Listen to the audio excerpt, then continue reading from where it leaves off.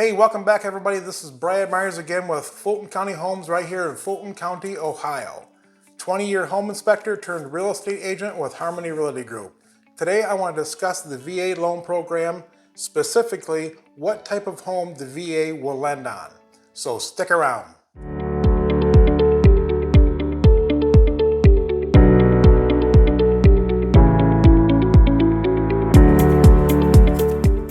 Alright, if you enjoy our videos, please subscribe to our channel, Fulton County Homes, and tap the bell down below so you're notified of our videos that come out every week. Okay, so does every home on the market qualify for a VA loan? Absolutely not. In a nutshell, the property has to be safe, mechanically sound, structurally sound, secure, and most importantly, move-in ready. Your real estate agent can help target your focus on properties that are more likely to meet the VA guidelines. Not all property conditions are going to be an issue. However, there will be some issues that come up there that are going to have to be worked out through the seller and the buyer to keep the deal alive. The buyer will normally be required to pay for the VA inspection up front. This cost is going to vary from state to state, but in this area, you can expect to pay right around $500, maybe $550. I strongly recommend hiring a home inspector before you pay for the VA inspection, because the home inspector is going to be able to tell you whether the house is going to pass a VA inspection or not. If you've got any questions about whether a particular house that you're looking at will pass a VA inspection, post your question in the comments below and I'll get right back to you. Okay, so let's get right into it. How do you determine whether a house that you're looking at will pass a VA inspection? Okay, number one is property condition. All the mechanicals in the house have to be in good working order with a reasonable amount of life left in them. Some of the mechanical systems that I'm referring to are like the furnace and AC units. You know, they have to be in decent shape. Kitchen appliances, they all have to be there. They have to have a working stove, working refrigerator. The water heater has to be in good shape, whether it be gas or electric. The electrical system has to be in good working order. You don't want to find any bare electrical wires, any uncovered outlets, uncovered switches, any wires hanging down out of the ceiling, you know, where a fixture used to be, none of that kind of stuff. As far as the electrical system, I get this question a lot about GFI outlets. The VA will require GFI outlets if your local building codes require them. Okay, the roof coverings, they have to be in decent shape with at least 5 years of life remaining. And again, your home inspector can give you a good idea of what kind of life you can expect out of the roofing system. Okay, number two is the structure of the home. The home has to be in safe, acceptable condition. No major foundation issues, no major rot damage, no mold growth up in the attic, in the basement, crawl space, wherever. And the inspector will get in these areas. The basement and or crawl space both have to be clean and dry, and like I said, with no signs of mold growth anywhere.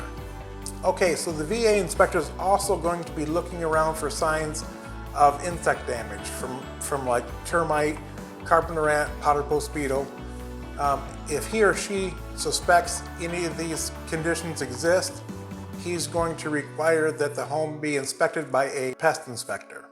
And again, your home inspector can give you a good idea of whether these conditions are going to be an issue during the VA inspection. Okay, lead-based paint can also become an issue. If the house was built before 1978, the inspector is going to be looking for signs of cracked or peeling paint. If he finds any areas like this, he's going to request that a lead-based paint remediation take place. This is nothing more than just painting over these areas to seal off any possible lead paint. Okay, number three, let's talk about condos. Normally there isn't any issues that come up with the property itself. However, condominium developments need to be approved by the VA. Your real estate agent can help you determine whether the condo development is already on the VA approved list. And if it's not, your lender can go to the VA and ask to have that development put on the list. However, be aware that this process can take up to several months with no guaranteed success when you're done. Okay, number four is unique properties. Okay, so if you've got your eye on say an A-frame house down the street, you may want to think twice about this, because the VA inspector is not only inspecting the house, but he's also appraising the house. And as part of the appraisal process, the inspector needs to find comparable homes in the same area that have sold recently. But in the case of a unique property, which unique means there aren't very many around, the appraiser may have trouble finding a comparable property. Lenders are not likely to lend on a home without at least one comparable recent sale. So I recommend that you talk to your lender immediately if you're considering a property that's considered outside the norm. Properties that have income producing attributes may become an issue for some VA lenders. Things like a working farm or a horse ranch or even an outbuilding that's set up as a shop can all be problematic. And this is because lenders are worried about the financial liabilities that come with a business crossover with your residence. Okay, number 6 are homes that are listed for sale as is. Okay, as is properties may come with a bargain price tag, but you also need to be aware that these sometimes come with structural issues, deferred maintenance that the seller simply doesn't want to deal with. That's the reason they're advertising it as is, because they don't want to do any work to the home. Okay, number 7 are manufactured or mobile homes.